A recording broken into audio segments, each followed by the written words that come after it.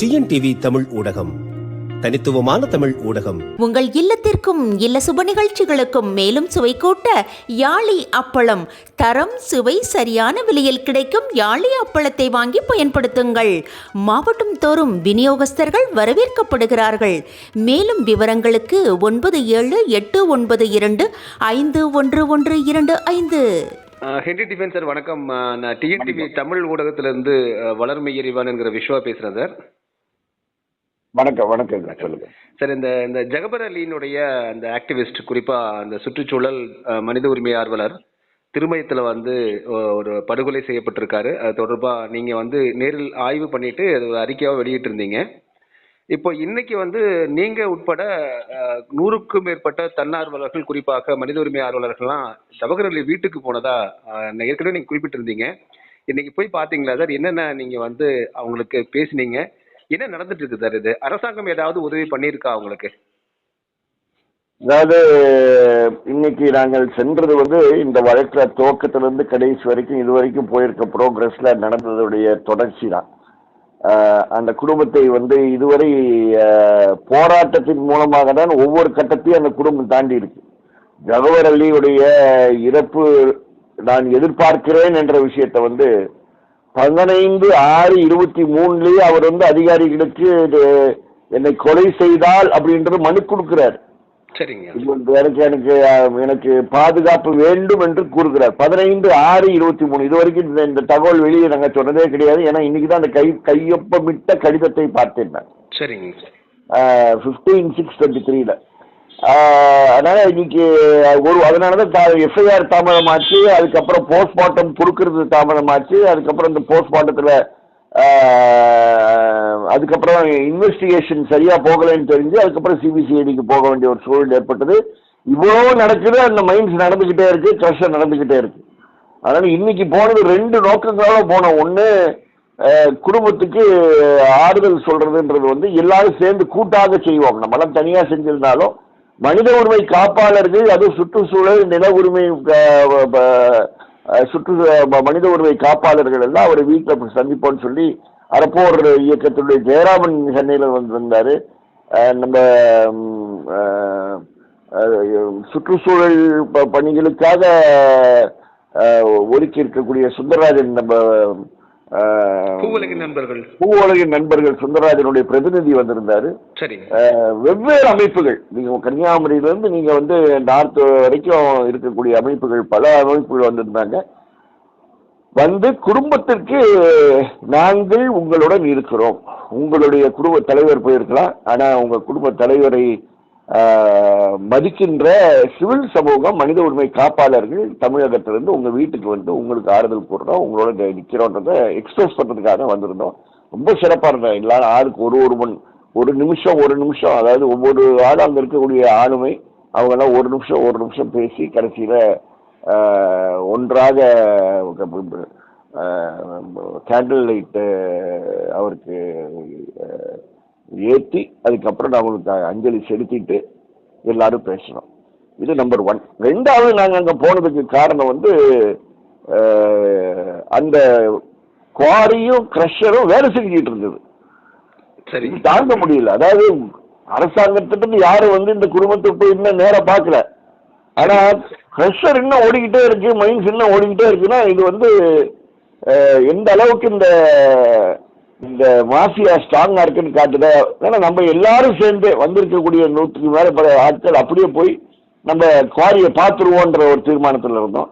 ஆனா 2 நாட்களுக்கு முன்பு அந்த குவாரி அதுக்கப்புறம் தான் வருவோம் என்று தெரிந்தவுடன் உடனே அதையும் அவங்க சீல் வச்சுட்டாங்க. நேரடியாக ஆர்டியை போய் அதை சீல் வச்சிருக்காங்க.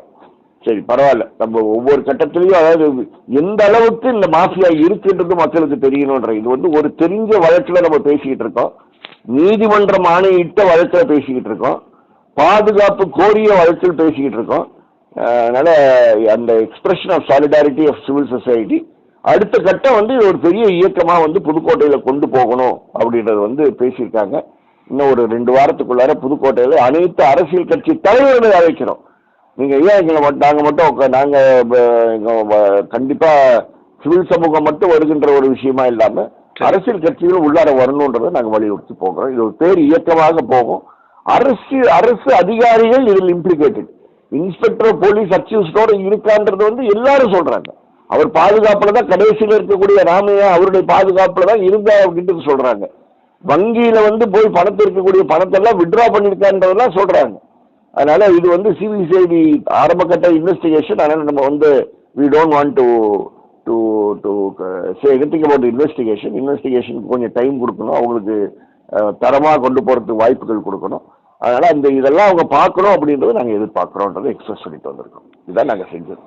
இப்போ அந்த குவாரிக்கு கிரஷருக்கு வந்து சீல் வச்சிருக்காங்கன்னே நீங்க குறிப்பிடுறீங்க. ஆனா அது இதுவரைக்கும் வந்து கவர்மெண்ட் தரப்புல அவர்கள் குடும்பத்தை பார்த்து அது என்னன்னு பாக்குறோம், உங்களுக்கு வந்து என்ன உண்மையிலேயே வந்து என்ன நடந்ததுன்னு நாங்க வந்து விசாரணை பண்ணி சொல்றோம், உங்களுக்கான ஒரு ஆதரவா நிக்கிறோம்னு யாருமே வந்து சொல்லலைங்களே அது வரைக்கும். அந்த ஆறுதல் வார்த்தை யார்கிட்டயும் வரலங்க. அதான் ரொம்ப மனசாட்சியை தொடுகின்ற ஒரு விஷயம். என்னன்னா, இந்த ஆறுதல் பார்வையில கூட யாருமே வரலையே அப்படின்றது.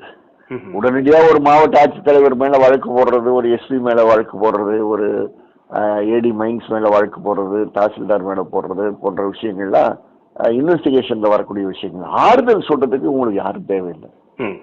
கண்டிப்பா செய்யலாம். நான் வந்து சீஃப் மினிஸ்டர் அனுப்பியிருக்காருன்னு சொல்லலாம். சிஎம் உடைய ரெப்ரஸன்டேட்டிவா வரேங்க, முதல்ல நீங்க நாங்களாம் உங்களோட இருக்கோன்றதாச்சும் சொல்லலாம்.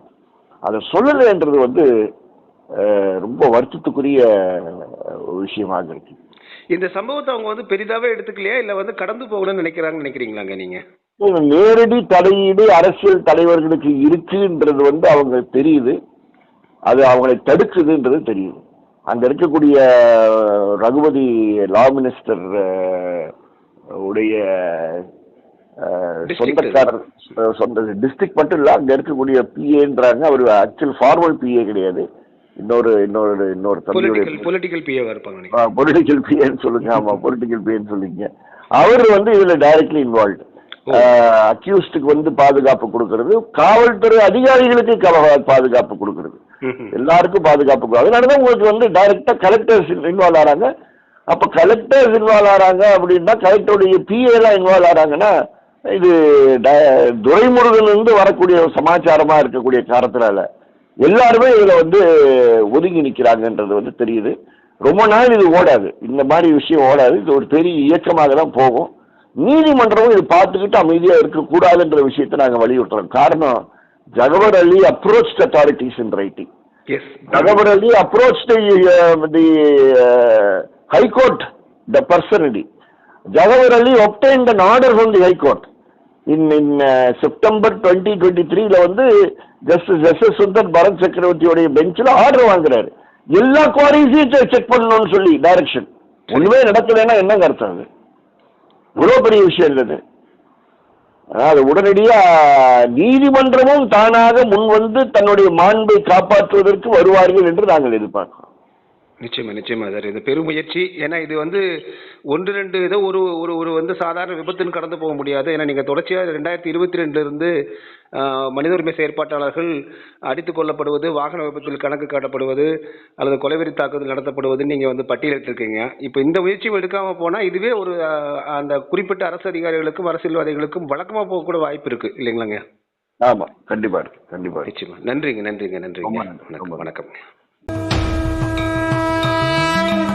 டிஎன்டிவி தமிழ் ஊடகம், தனித்துவமான தமிழ் ஊடகம்.